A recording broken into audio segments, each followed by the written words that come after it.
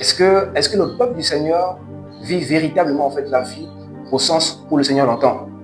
Ce soir, je veux en fait nous interpeller encore sur la nécessité pour nous véritablement d'expérimenter la vie abondante. Amen. Et alors, le message s'adresse à tout le monde, mais en particulier à ceux du peuple du Seigneur qui dans leur marche, se rendent compte qu'ils ont beaucoup de difficultés, beaucoup de lourdeurs par rapport à la vie en fait avec le Seigneur. Ils ont du mal à décoller. Ils ont des promesses qu'ils ont reçues du Seigneur, mais ils se rendent compte qu'il y a ces découragements qui les arrivent. Et ils ont envie en fait de se retirer, de reculer. Et ce soir, c'est une parole d'encouragement en fait, pour pouvoir en fait les emmener à se réveiller, pour persévérer, pour continuer en fait la marche avec le Seigneur Jésus-Christ. Ici, c'est Asaph qui parle et il dit, nous ne nous éloignerons pas. Je me dis, pourquoi est-ce que Asaph le dit? En fait, parce que il y a une facilité, il y a un penchant pour l'homme à reculer, à être vacillant et à se retirer, n'est-ce pas, des engagements qu'il prend. Et il faut comprendre que lorsqu'on s'engage à chercher le Seigneur, on est souvent buté en tant qu'homme de tomber sur le silence. Parce que le Seigneur ne parle pas aussi facilement qu'on le voudrait, aussi vite qu'on le voudrait. Parce qu'on aime en fait, lorsque on cherche quelque chose, lorsqu'on cherche le Seigneur, il va nous répondre rapidement, facilement. Dans le processus, on va se heurter devant le silence. Je me suis interrogé en fait, pourquoi est-ce qu'il y a tout ce silence? En fait, ce silence-là d'abord, c'est pour pouvoir faire mourir en fait l'orgueil ou bien l'impatience de l'homme. Lorsqu'on va chercher le Seigneur, c'est d'abord devant le silence en fait qu'on va être buté. Et Asaph le sachant, il dit, on ne va pas s'éloigner. Parce qu'il y a ce désir-là de se dire, bon, comme il ne répond pas, vous savez, si Yeshua, si Jésus-Christ n'était pas si important, si précieux, je vous assure que beaucoup d'entre nous, on l'aurait en fait changé. En fait, on aurait presque passé à autre chose. Le Seigneur aime l'intimité, mais il veut voir si nous sommes prêts à aller au bout. C'est très important. Il faut comprendre qu'il y aura des obstacles. Lorsque nous décidons, nous engageons à aller rencontrer le Seigneur, il y aura des obstacles. Ce n'est pas toujours facile. Ce n'est pas toujours, n'est-ce pas, aussi aisé. Ça va nous éprouver, ça va éprouver la chair. Et, n'est-ce pas, c'est ceux-là qui sont déterminés. C'est-à-dire, sur la pluie, ou sur la neige, ou sur le soleil, qu'il pleuve, qu'il neige, n'est-ce pas, nous allons demeurer là, sans nous retirer, parce qu'il faut qu'il nous parle. Jésus-Christ, n'est-ce pas, doit nous parler. Et il parle à qui? À ceux qui ont pris l'engagement de ne pas se retirer. Il faut que ça cesse. Asaph dit, nous n'allons pas nous retirer, nous n'allons pas nous éloigner de toi. Pourquoi? Parce qu'il sait que c'est ceux qui persévèrent qui rencontrent Dieu. C'est ceux qui sont déterminés qui rencontrent Dieu.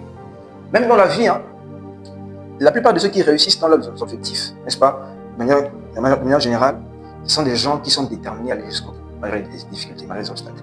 Et ce principe s'applique aussi dans la foi. Et qu'est-ce qu'il dit? C'est pas pour les aventurer. Je ne te quitterai pas. On lui dit, attends ici, il dit non, je ne peux pas attendre. Je te suivrai. Comme on dit dans le monde, en fait, ton pied, mon pied. Élisée était déterminé. Vous savez, on peut être quelque part. Il peut y avoir la vie quelque part. N'est-ce pas? La présence du Seigneur, le Seigneur peut être présent.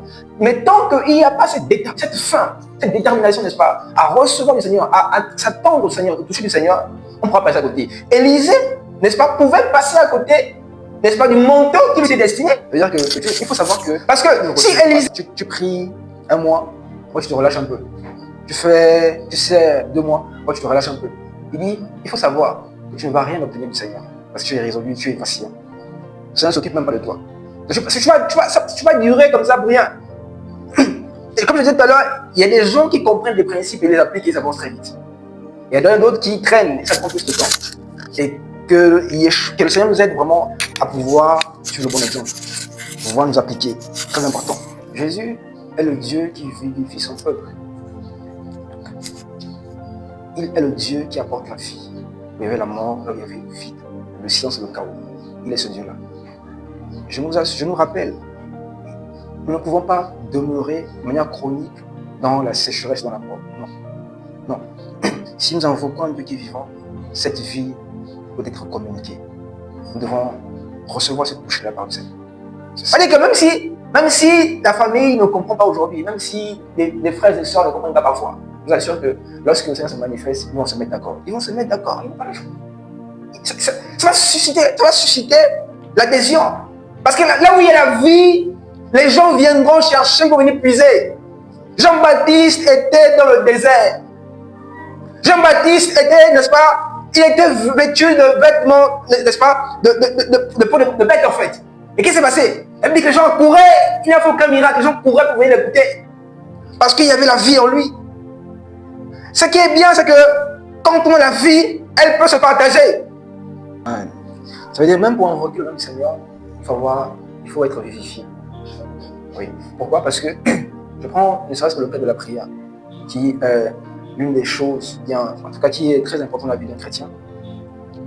Je disais que lorsque on veut se lancer aux choses de l'esprit, il y a une résistance de la chair.